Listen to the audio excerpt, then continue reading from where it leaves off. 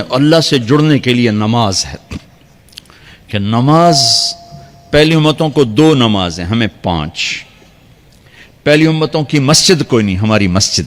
پہلی امتوں کی اذان کوئی نہیں، ہمیں اذان ملی۔ اور اذان اتنا بڑا عمل بنا دیا میرے نبی نے کہ آپ نے فرمایا کہ اذان دینے والا قیامت کے دن سب سے اونچے مقام پر کھڑا ہوگا۔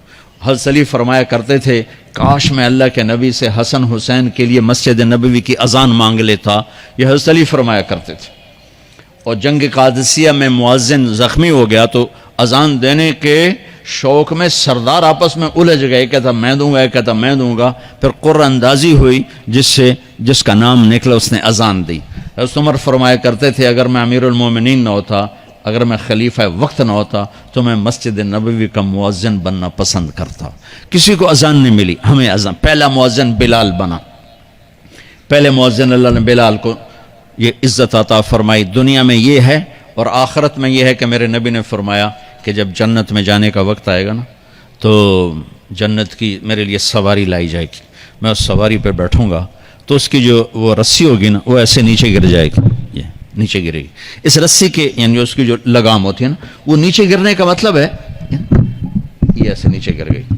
اب نیچے گرنے کا مطلب ہے کہ اس کی ڈرائیونگ میرے نبی نے نہیں کرنی، کوئی آنے والا ہے، کوئی ڈرائیور آنے والا ہے جو رسی پکڑ کے چلے گا، کوئی کوچبان آنے والا ہے جو اس کو پکڑ کے چلے گا۔ رسی کا گرنا ایک انڈیکیشن ہے کہ کوئی نصیب والا اب آئے گا۔ جب آپ کی سواری کھڑی ہوگی، رسی نیچے ہے، تو اب سب کی گردنیں ایسے ہوں گی، کون، سب قیاس کر رہے کون کون کون۔ اللہ کی طرف سے اعلان ہوگا بلال کو بلایا جائے، بلال۔ تو بلال آپ کی سواری کی لگام پکڑیں گے اور آپ نے فرمایا کہ سب سے پہلے میں جنت میں جاؤں گا اور بلال میرے ساتھ ہوگا، میری سواری کی لگام پکڑے ہو جائے گا۔ تو ہمیں اذان ملی، کسی امت کو اذان نہیں ملی۔ ہمیں 5 نمازیں ملی، کسی امت کو نمازیں نہیں۔ 2 نمازیں، ایک فجر کی 2 رکعت، عصر کی 2 رکعت۔ باجماعت نہیں، ان کو اپنی کتاب یاد نہیں، ہمیں قرآن یاد ہے۔ میرے مدرسے میں ایک بچہ اب ماشاءاللہ امریکہ میں وہ پڑھا رہا ہے، اس نے 30 دن میں قرآن یاد کیا۔ صبح یاد کرتا تھا، شام کو تراویح میں سناتا تھا۔ میرے مدرسے کا بچہ ہے، صبح بیٹھ کے مغرب تک پورا ہے سپارہ یاد کر کے اور عشاء کو تراویح میں سنا دیتا تھا۔ اللہ نے میں ایسا قرآن دے دیا کہ 1 مہینے میں بھی یاد ہو جاتا ہے۔ 3 دن میں بھی ایک بزرگ نے یاد کیا، 3 دن میں قرآن یاد کیا۔ اللہ نے ہمیں قرآن کی دولت عطا فرمائی، پڑھنے کے لیے 5 نمازیں عطا فرمائی، تہجد کی نماز عطا فرمائی، اوابین کی نماز دی، اشراق کی نماز دی، چاشت کی نماز دی۔ نماز کے کتنے دروازے کھول دیے۔ اور میرے نبی کی آخری نصیحت تھی میری امت نماز نہ چھوڑنا، نماز نہ چھوڑنا، نماز نہ چھوڑنا۔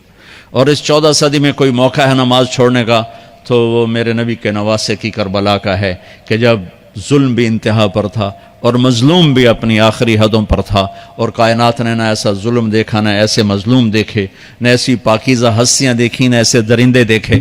تو سورج ڈھلا، نماز کا وقت ہوا ہے، تو آپ نے سبحان اللہ، آپ نے زہیر سے فرمایا کہ شمر سے کہو نماز پڑھنے دے، نماز پڑھنی ہے، امت کو پیغام دینا ہے کہ یہ کسی حال میں چھوڑنے کا کام نہیں ہے۔ تو انہوں نے آگے بڑھ کے شمر سے کہا نماز پڑھنے دو، انہوں نے کہا نہیں نماز نہیں پڑھنے دیں گے، ہماری تلوار چلے گی۔ انہوں نے واپس آ کر کہا جی وہ کہہ رہے ہیں ہم جنگ نہیں روکیں گے، تلوار چلے گی۔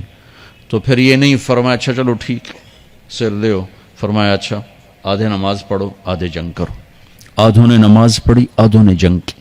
پھر انہوں نے جنگ کی اور پہلوں نے نماز پڑھی، اور عصر سے پہلے سب کے سر کٹ کے نیزوں پہ چڑھ گئے۔ یہ وہ ہستیاں ہیں جن کو میرے نبی نے کہا میری آنکھوں کی ٹھنڈک حسن حسین، میرے جگر کے ٹکڑے، میرے جنت کے پھول، پتہ نہیں کیا کیا تشبیہات دی ہیں میرے نبی نے۔ اب جنت کے نوجوانوں کے سردار حسن اور حسین۔ اور پھر نماز نہیں چھوڑی۔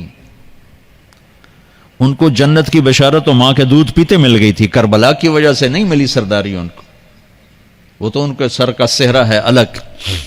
ان کو سرداری جنت کے ملی ماں کا دودھ پیتے ہوئے کہ جنت کے نوجوانوں کے سردار ہیں حسن اور حسین۔ نماز نہیں چھوڑی میرے عزیزو، نماز نہ چھوڑ۔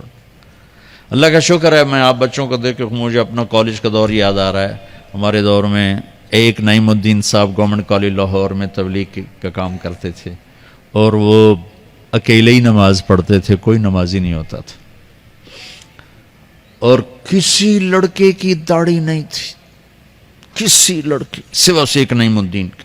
اب ہر کالج میں جائے داڑھیوں والے بچے نظر آتے ہیں، ٹوپیوں والے بچے نظر آتے ہیں، کوئی لڑکی کے سر پہ دوپٹہ نہیں ہوتا تھا، کوئی ایجوکیشن تھی۔ اب